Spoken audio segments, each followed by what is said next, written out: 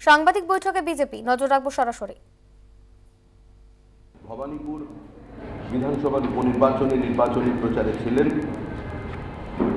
আজকের তিনি সাংবাদিক সম্মেলনে এসেছেন, সকালেও তিনি প্রচার করেছেন। ভবানীপুর কেন্দ্রে বিভিন্ন মানুষের সঙ্গে যোগাযোগ স্থাপন করেছেন এবং আজকের দিনে বিশেষ গুরুত্বপূর্ণ যে নির্বাচনের পর থেকে যে বল্গাহীন সন্ত্রাস চলেছে পশ্চিমবঙ্গের ওপর, যার বলি হয়েছে ভারতীয় জনতা পার্টির প্রায় 52 জন কর্মী,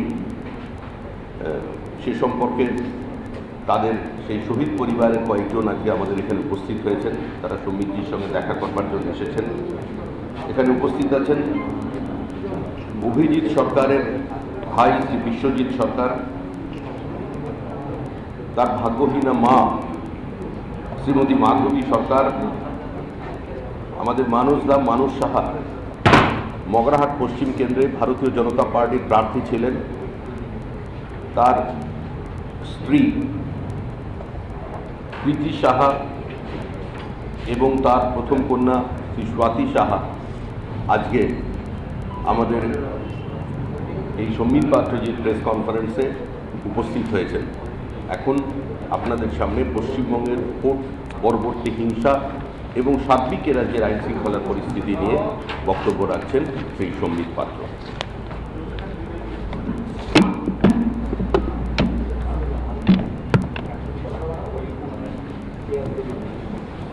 आप सभी को बहुत नमस्कार।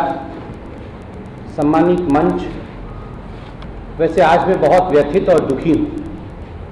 मैं अभी भी अपने पीछे रोने और सिसकने की आवाज़ सुन सकता हूँ।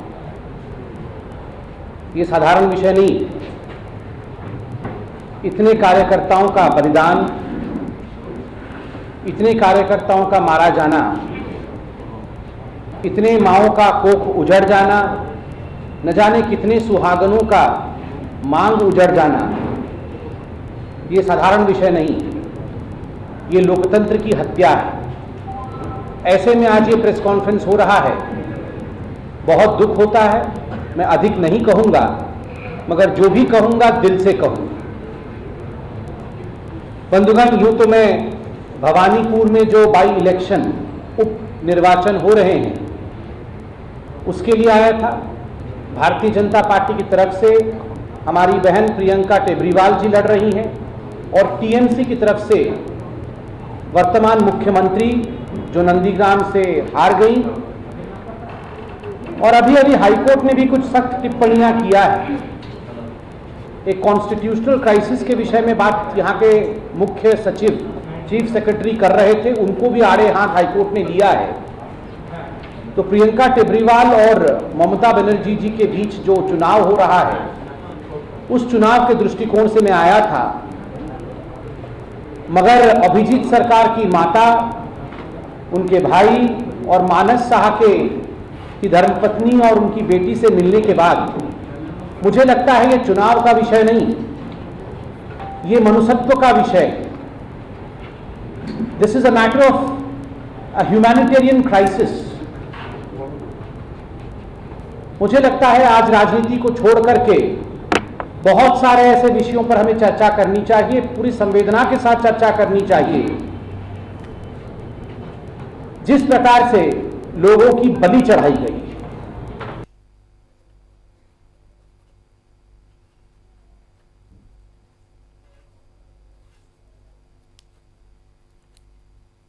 भारतीय जनता पार्टी और टीएमसी के बीच नहीं, ये चुनाव न्याय और अन्याय के बीच में, ये चुनाव है हिंसा और अहिंसा के बीच,